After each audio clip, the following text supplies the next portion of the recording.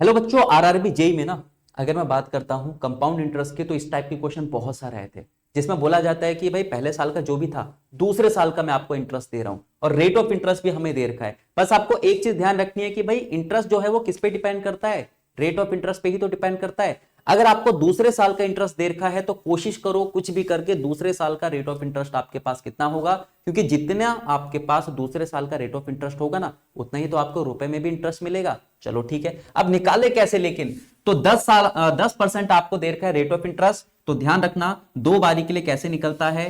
पहले साल आपको 10% मिलेगा, दूसरे साल भी 10% मिलेगा, भाई चेंज थोड़ी ना होगा। लेकिन ये कंपाउंड इंटरेस्ट है तो हर साल इसमें क्या होता है, ब्याज पे भी ब्याज मिलता है।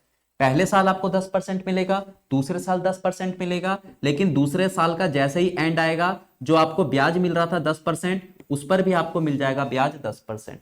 तो इसका मतलब पहले साल तो मुझे सिर्फ 10% मिलेगा, लेकिन ये मेरे को मिलेगा दूसरे साल।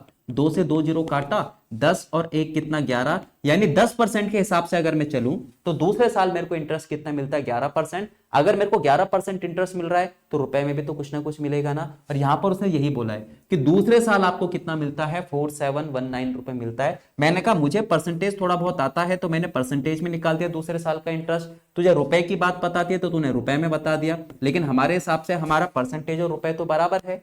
11% बराबर इतना है तो 1% की वैल्यू निकालो, 11 चौक 44, बचा आपके पास 3, 11 दूनी आपके पास 22, बचा आपके पास 9, 11 99, यानी 1% जो है वो 429 के बराबर है। उसने हमसे पूछा था कि कितने रुपए जमा करे थे आपने, मैंने कहा मैंने तो अपने पूरे के पूरे रुपए जमा कर दिए थे, यानी मैंने तो 100% जमा कर दिया था। तो अगर 1% आपका 429 है तो आपने राशि जमा करी थी 100%, दोनों साइड 100 से मल्टीप्लाई कर दो, यानी इसका मतलब यह है कि आपने कितने रुपए जमा करे होंगे, 42,900 रुपीज। तो बस यही चीज ध्यान रखनी है, सिंपल इंटरेस्ट कंपाउंड इंटरेस्ट कुछ भी नहीं है, सिर्फ और सिर्फ आपके पास परसेंटेज के क्या लगते हैं, उसमें कॉन्सेप्ट लगते हैं। जिस हिसाब से इंटरेस्ट दे रहा है उसी हिसाब से आप या उतने ही समय के लिए रेट ऑफ इंटरेस्ट पता कर लो और देन 1% निकालो, 100% आपके पास क्या आ जाएगा, प्रिंसिपल आ जाएगा।